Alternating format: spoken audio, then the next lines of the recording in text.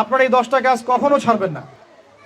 আমাকে ওয়াদা করেন এই 10টা কাজ আপনারা বাচ্চাদের ফিউচারের স্বার্থে কখনো ছাড়বেন না ইনশাআল্লাহ। তো আমার 10টা নসিহত হচ্ছে, এক, যে আমাদের বাচ্চাদেরকে ওদের লক্ষ্যটাকে স্থির করাবেন। ওদের জীবনের লক্ষ্যটাকে 1 নাম্বার, ওদের জীবনের লক্ষ্য হবে জান্নাত। এবং আমাদের বরেণ্য যে মানে সিংহ পুরুষরা আছেন উম্মার, ওদেরকে চিনাই দিবেন, ওদের মতো ওদেরকে হতে বলবেন। তোমাকে হামজার মতো হতে হবে, তোমাকে খালিদের মতো হতে হবে, তোমাকে ওমর ইবনে খাত্তাবের মতো হতে হবে, তোমাকে আলী ইবনে আবি তালেবের মতো হতে হবে, তোমাকে মারিয়াম আলাইহিস সালামের মতো হতে হবে, তোমাকে আয়েশার মতো হতে হবে। এই চেতনাগুলো ছোটবেলা থেকে ওর মধ্যে ইনস্টল করে। ও সামনে একটা রোল মডেল দেখবে যে আমাকে এরকম হতে হবে। এইসব ক্যাটরিনা সব ফেলান, এগুলা পরিমণি সব ফেলান, এগুলা বাদ দেন। যা চলতেছে যে সাকিব টাকিব সব বন্ধ করেন, এইসবের কোনো ফিউচার নাই। এইসব ফিউচার হয়তো দুনিয়াতে কিছু দিতে পারে, কিন্তু পরকালে আল্লাহ পাকের আযাব গজব থেকে বাঁচার কোনো অপশন নাই। 2 নাম্বার, সন্তানকে নিজের মনে করবেন না। সন্তানকে মনে করবেন এটা আল্লাহর আমানত আপনার কাছে। এই আমার ছেলে, এটা আমার ছেলে না, এই ছেলেটা আল্লাহ পাক আমাকে দিয়েছেন। বিশ্বাস করেন আমরা তো ওকে নেওয়ার জন্য চেষ্টাও করি নাই। এমন হয়নি আপনাদের সময়? সন্তান না চেষ্টা করতো সন্তান আসে নাই? কোনো ক্ষেত্রে এমন হয়েছে সন্তান নষ্ট করার মানুষ চেষ্টা করছে, তাও সন্তান আল্লাহ দিয়েছেন। সন্তান আমার না, সন্তান আল্লাহর দেওয়া, আমার কাছে আমানত। একে যদি আমি সুসন্তান রূপে মানুষ না করি, আগামী দিনে ওমর না বানাই, তাহলে আল্লাহ আমাকে ধরবেন। That's all. 1 নাম্বার, সন্তানকে ওর গন্তব্য চেনাবেন, ওকে আমাদের সিংহ পুরুষদেরকে পরিচয় করাই দিবেন, ওর মতো তাদের মতো হতে বলবেন। এবং সন্তানকে আপনার নিজের মনে করবেন না, সন্তানকে মনে করবেন আল্লাহর দেওয়া জাস্ট একটা আমানত। 3 নাম্বার, সর্বোচ্চ সেরা কারিকুলাম যারা দিচ্ছে ওই রকম প্রতিষ্ঠানে আপনি ওকে পড়াবেন। এরকম প্রতিষ্ঠান যদি সরকার দেয় তাহলে সরকারি প্রতিষ্ঠানে পড়াবেন, আমার কোনো সমস্যা নেই। যদি না দেয় তাহলে বেসরকারি, আর যদি বেসরকারিও না থাকে তাহলে আমরা গড়ে তুলবো ইনশাআল্লাহ তাআলা। 3 নাম্বার হচ্ছে এটা, 3 নাম্বার। 4 নাম্বার, আল্লাহর ওয়াস্তে, এটা আমি প্রথমে বলতে চাইছিলাম, আল্লাহর ওয়াস্তে ডিভাইসের এডিকশন থেকে বাচ্চাদেরকে বাঁচান। ডিভাইসের এডিকশন এত মারাত্মক যে আমি নিজে এখন কোরআনের আয়াত ভুলে যাচ্ছি দিন দিন। এই ডিভাইস আমার হাতে যেটা আছে এটা একটা পয়জন, এটা একটা হিপনোটাইজ করার যন্ত্র মানুষকে। এই মোবাইলের এডিকশন থেকে বাচ্চাদেরকে বাঁচাবেন আল্লাহর ওয়াস্তে। যদি আপনি বাচ্চাকে হাফেজ বানাতে চান, আলেম বানাতে চান, কারি বানাতে চান, মুহাদ্দিসা বানাতে চান, এটা হাতে থাকলে আপনি পারবেন না। এটাতে এডিক্টেড হয়ে গেলে আপনি কোনোভাবেই বাচ্চাকে মেমোরি ধরে রাখতে পারবেন না। বহু হাফেজে কোরআন ভুলে গেছে দিন দিন এটার কারণে। এটার মধ্যে অ্যাডাল্ট্রি অনেক কিছু আছে, ওরা এগুলো এখন বোঝে, কিন্তু ওরা ছোট নাই এখন। এগুলো একটা কার্টুন দেখতে গিয়ে ওরা 10টা দেখে ফেলবে, আজে বাজে জিনিস দেখে ফেলবে। এটার মানে ব্যবহারটাকে নিয়ন্ত্রণ করেন, ডিভাইস এডিকশনটা বন্ধ করেন। আল্লাহ পাক তৌফিক দান করেন, আমিন। 5 নাম্বার হচ্ছে ম্যানুফ্যাকচার্ড কোনো খাবার বাচ্চাদেরকে খাওয়াবেন না। ফিজিক্যালি ওদেরকে ফিট রাখার চেষ্টা করবেন। ম্যানুফ্যাকচার্ড খাবার মানে একটু আগে দেখলাম যে বাইরের খাবারগুলো এটা খাচ্ছে, চিপস টিপস ইত্যাদি, এগুলা ওর হজম শক্তি নষ্ট করবে, ফিজিক্যাল স্ট্রেংথ নষ্ট করবে, ওর মেমোরি শার্প হতে দিবে না। ওকে ভিতর থেকে ওই যে একটা শব্দ একটু আগে বলেছে এক ভাই যে ব্রয়লার মুরগি বানাই দিবে, আসলেই তাই বানাই দিবে। আমরা ঢাকা শহরে যখন থাকি, ছেলেপেলেদের 15 বছরের ছেলের ভুঁড়ি দেখলে আমাদের মনে হয় যে কি একটা অবস্থা। ফাস্টফুড, পিৎজা, বার্গার, কফি, এইগুলাই ওদের জীবন। তো এইরকম হইলে এই ছেলেপেলেগুলো না ফিজিক্যালি স্ট্রং থাকতে পারবে না মেন্টালি। আর মনে রাখবেন, কোরআনে আল্লাহর কিতাবের মধ্যে আল্লাহ পাক নেতৃত্ব দেওয়ার 2টা গুণাবলী বলেছেন। কয়টা বলেন? মাত্র 2টা। নেতৃত্ব দেওয়ার জন্য ওই রকম জায়গায় যেতে হলে 2টা গুণাবলী এনশিওর করতে হয়। একটা হচ্ছে ফিজিক্যাল স্ট্রেংথ, একটা হচ্ছে ইলমের স্ট্রেংথ। বাসতাতাম ফিল জিসমি ওয়াল ইলম আও বাসতাতাম ফিল ইলমি ওয়াল জিসম, মানে জ্ঞানে এবং দৈহিক শক্তিতে বলীয়ান হওয়া। ছোটবেলা থেকে খাবারে যদি আপনারা সচেতন না হন, এই বাচ্চারা বড় হয়ে দেখবে যে 15, 20, 30 বছরেই ভেঙে পড়ে গেছে। আমরা এটা চাই না। বিশুদ্ধ খাবার এবং ম্যানুফ্যাকচার্ড খাবার ত্যাগ করা, বাইরের খাবার বন্ধ, এবং যে রুট লেভেল থেকে ভালো খাবার এনে ওদেরকে খাওয়াবেন। পরিষ্কার পরিচ্ছন্নতাকে সর্বোচ্চ গুরুত্ব দিবেন, নিট অ্যান্ড ক্লিন থাকবে আর কি। আমার সাথে আমার পরিবারের যে মাঝে মাঝে যে একটু মিষ্টি ঝগড়া হয়, আমার একটা জিনিস নিয়ে ঝগড়া হয় যে বাচ্চারা পরিষ্কার না কেন, চকচকা না কেন, একদম সবসময় চকচকা থাকবে। না হলে এই যে হাত দিয়ে এটা ধরতেছে, পেটে হাত দিয়ে মুখে হাত দিবে, পেটটা নষ্ট হয়ে যাবে। বাচ্চাদের হাইজেনিক পরিবেশ দিতে হবে, আল্লাহ পাক তৌফিক দান করেন। এটা হলো 5। 6 নাম্বার হচ্ছে নিয়মিত ওদেরকে খেলতে দিবেন। এটা আমি নিজে লিখেছি, কারণ ছোটবেলায় আমরা অনেক খেলাধুলা করেছি। আমি একটু বুঝাই জাস্ট 1 মিনিটে। যত বেশি খেলবে তত স্ট্রেট হবে, মানে ঘামবে। যত ঘামবে তত ক্লান্ত হবে, যত ক্লান্ত হবে ঘামবে তত কোলেস্টেরল কমে যাবে, ব্লাড সার্কুলেশনটা খুব ভালো হবে। তারপরে যত খেলবে ও টায়ার্ড হবে, তখন ও খাবে বেশি, মানে ভালো জিনিস খাবে বেশি, রুচি বাড়বে। যত ভালো খাবে ঘুম তত ক্লিয়ার হবে, ঘুম যত ক্লিয়ার হবে ও ব্রেন তত শার্প হবে, ব্রেন যত শার্প হবে ও অল্প সময়ে যা পড়তে পারবে, যা মুখস্থ করতে পারবে, এটা 10 ঘন্টায় আপনি পারবেন না। বিশ্বাস করেন, আমি আমার স্টুডেন্ট লাইফে কোনোদিনও মনে হয় 2 থেকে 3 ঘন্টার বেশি পড়ি নাই, কোনোদিনও না, কোনো পরীক্ষার আগেও না, এসএসসি, এইচএসসি, ইন্টার, মাস্টার্স, কোনো পরীক্ষার আগেও না। আমার তো মনে আছে যে আমি ওই ইন্টারমিডিয়েট পরীক্ষার আগে আমরা ভিডিও গেম খেলতে গেছিলাম মোস্তফা, মনে আছে আপনাদের? মনে নেই?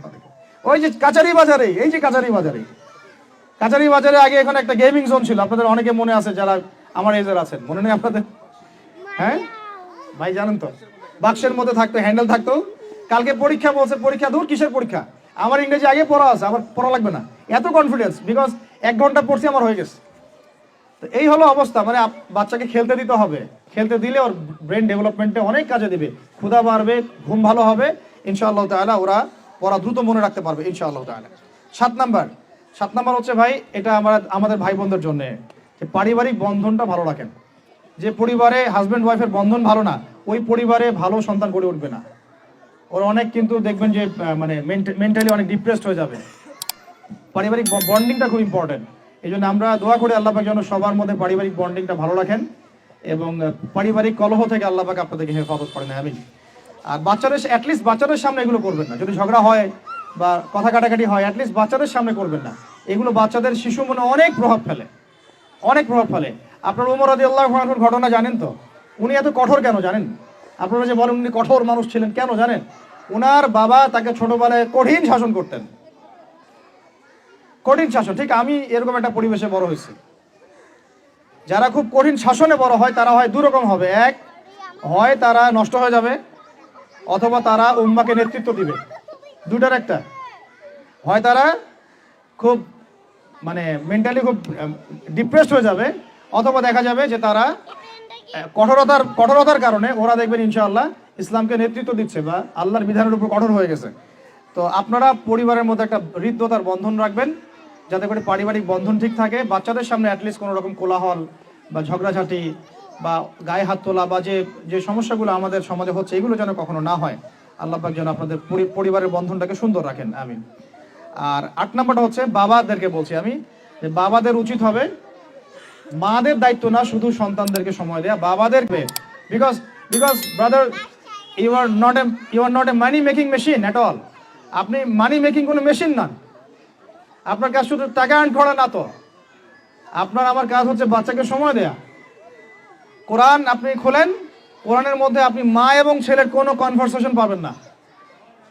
আমার জ্ঞান ক্ষুদ্র, যদি থাকে আমাকে জানায়েন, যে কোনো জায়গায় যদি থাকে, কোনো জায়গায় যদি পান মা এবং ছেলের কনভারসেশন আমাকে জানায়েন। আমি কোথাও কোরআনে মা এবং ছেলের কোনো কনভারসেশন পাই নাই, মা এবং সন্তানের কোনো কনভারসেশন পাই নাই। আমি যদি ভুল হই বা আমার যদি জানা না থাকে আপনি আমাকে জানাই দিন।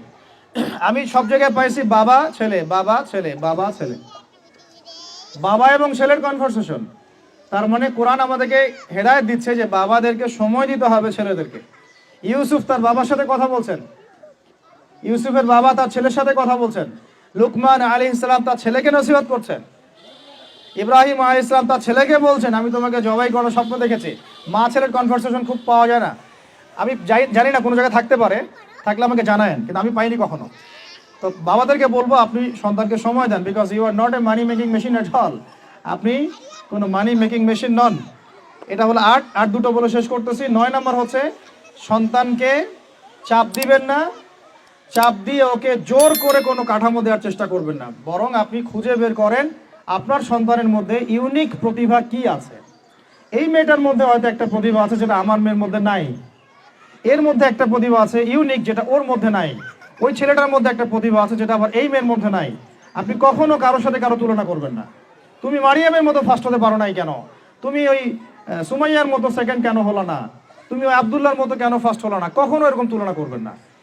এগুলো করলে ছেলেরা ভিতর থেকে, মেয়েরা ভিতর থেকে খুব ডিপ্রেসড হয়ে যায়, আত্মবিশ্বাস হারায় ফেলে। ওরা মানে মনে করে হয়তো আমার দ্বারা কিছু হবে না, বরং আপনি আরো উৎসাহিত করবেন, কোনো সমস্যা নেই বাবা, কোনো সমস্যা নেই আম্মু, এবার পড়ো নেই, পরে এবার হবে ইনশাআল্লাহ। বরং তাদেরকে সময় দিবেন এবং খুঁজে বের করবেন যে কোন প্রতিভা আপনার মেয়ের মধ্যে, আপনার ছেলের মধ্যে আছে।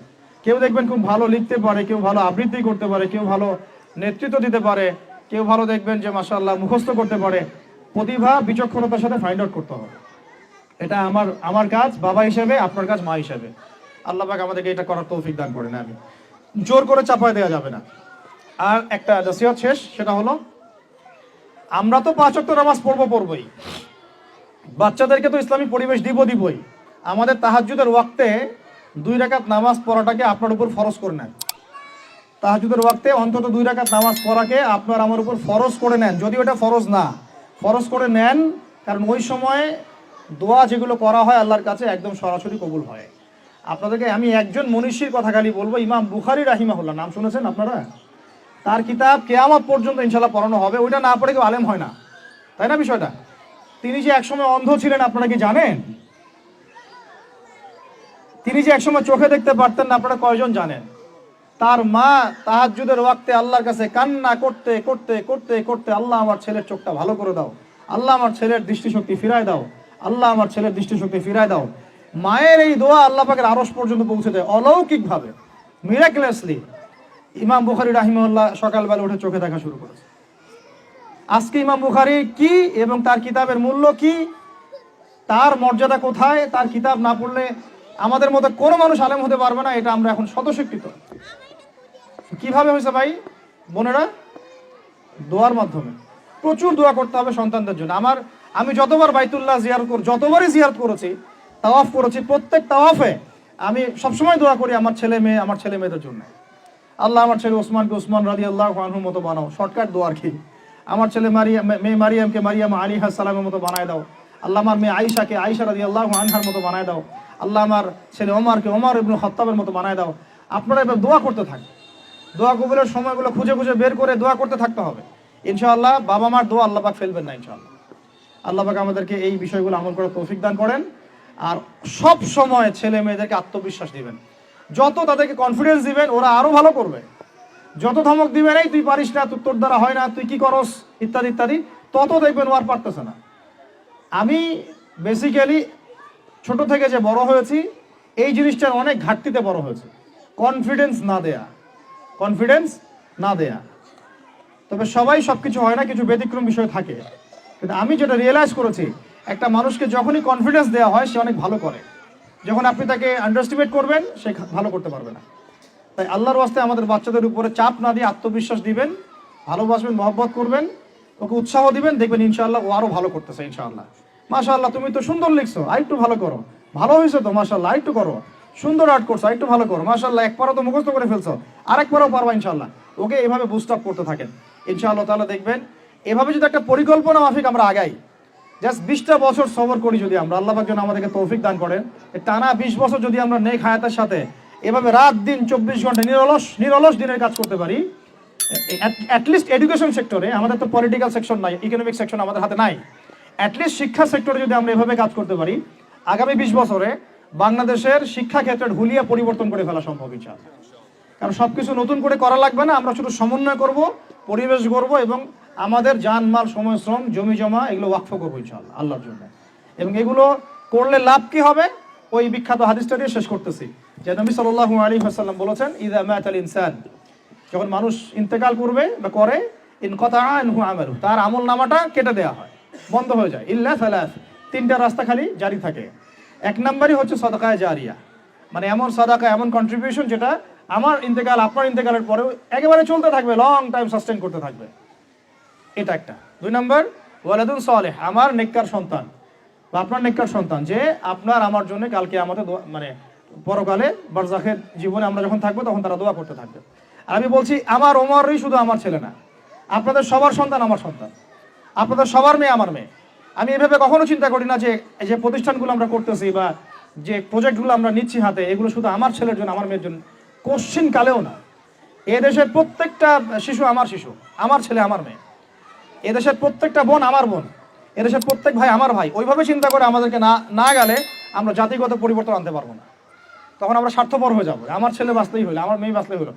তখন হবে কি, আমার ছেলে আদতে বাঁচতে পারবে না, আমার মেয়েও বাঁচতে পারবে না, কারণ ফিতনা যখন সব জায়গায় ছড়ায় পড়বে আমার ঘরেও তো ঢুকবেই, স্বাভাবিক। আর শেষ নাম্বারটা হচ্ছে আল ইলম, এমন জ্ঞান ইউনতাফাউ বিহিন নাস, যে জ্ঞান দিয়ে মানুষ উপকৃত হয়। এই হলো শিক্ষা প্রজেক্টগুলো। আল্লাহ পাক এই হাদিসটার উপর আমাদের সবাইকে আমল করার তৌফিক দান করেন, আমিন। আর আমি লম্বা করছি না, আপনাদের অনেকেই ক্ষুধার্ত, আমাদের বাচ্চারা ক্ষুধার্ত। আমরা দোয়া করি আল্লাহ পাক যেন আমাদের সবাইকে পবিত্র কোরআন এবং নবীর হাদিস অনুযায়ী জীবন গড়ার তৌফিক দান করেন। এক নাম্বার, সবাইকে যেন আমাদের এই শিক্ষা প্রজেক্টের সাথে আপনাদেরকে সম্পৃক্ত করেন, আমিন। আমাদের জীবনের গন্তব্যটা আমাদেরকে ফিক্স করার তৌফিক দান করেন, বাচ্চাদেরকে মানুষ করার তৌফিক দান করেন, সবাইকে হালাল খাওয়ার তৌফিক দান করেন, ধৈর্য ধরার তৌফিক দান করেন, নেক আমল আল্লাহ পাক যেন বেশি বেশি করার তৌফিক দেন এবং সুন্নাহ ভিত্তিক জীবন গড়ার তৌফিক দেন। এছাড়াও আমি দোয়া করি মন থেকে আল্লাহ পাক যেন আমাদের বাচ্চাদেরকে সুস্থ রাখেন, আমাদের প্যারেন্টসদেরকে সুস্থ রাখেন, টিচার্সদেরকে সুস্থ রাখেন এবং আমাদেরকে সুস্থতার সাথে আল্লাহ পাক লম্বা সময় দিনের কাজ করার তৌফিক দান করেন। এবং ভিতরে বাহিরে যত ইসলাম বিরোধী অপতৎপরতা আছে এগুলোকে আমাদেরকে সাহসিকতার সাথে ফেস করার তৌফিক দান করেন, আমিন। আর আমি সর্বশেষ আবারও বলতেছি যে এই দায়িত্বগুলো আমাদের একার না। প্রিয় দিনী ভাই এবং বোনেরা, আপনাদের সবার দায়িত্ব আগায় আসেন। আমি এভাবে আগে কখনো বলি নাই, এখন বলতেছি বিকজ আমি চাই না আমাদের কোনো প্রতিষ্ঠান কোনো মানুষের ছত্র ছায়ায় থাক। প্রত্যেকটা প্রতিষ্ঠান, প্রত্যেকটা মার্কাজ, প্রত্যেকটা ক্যাম্পাস শুধু হবে আল্লাহর জন্যে, আল্লাহর জমিতে, আল্লাহর বিল্ডিং, এটা কিয়ামত পর্যন্ত এভাবে থাকবে ইনশাআল্লাহ। এটা আমার কোনো ব্যক্তি মালিকানায় না। আল্লাহর জন্য ওয়াকফ করার আমাদের জায়গা দরকার, কনস্ট্রাকশন দরকার, ফাইন্যান্স দরকার। ইনশাআল্লাহ তাআলা আল্লাহ পাক আমাদেরকে যে নিয়ামতগুলো দিয়েছেন এগুলো যদি আমরা সবার সামনে মানে সুষ্ঠুভাবে উপস্থাপন করতে পারি, আমি আশা করি সারা দেশ বিদেশের অনেক মানুষ আগে আসবে ইনশাআল্লাহ তাআলা। আল্লাহ পাক আমাদেরকে প্রত্যেকটা বিভাগীয় শহরে এরকম প্লে থেকে নিয়ে মাস্টার্স পর্যন্ত, দ্যাট মিনস নুরানি থেকে নিয়ে ইফতা পর্যন্ত এইরকম একটা ক্লাসিক্যাল প্রতিষ্ঠানগুলো, মার্কাজগুলো গড়ে তোলা তৌফিক দান করেন, আমিন। আমি আজকের মতো এখানে শেষ করছি। আকুলু কওলি হাযা আস্তাগফিরুল্লাহ লি ওয়া লাকুম ওয়া লিসাইরিল মুসলিমিন। বারাকাল্লাহু লানা ওয়া লাকুম বিল আয়াতিল হাকীম। ইন্নাহু তাআলা জাওয়াদুন কারীম রাউফুর রহিম।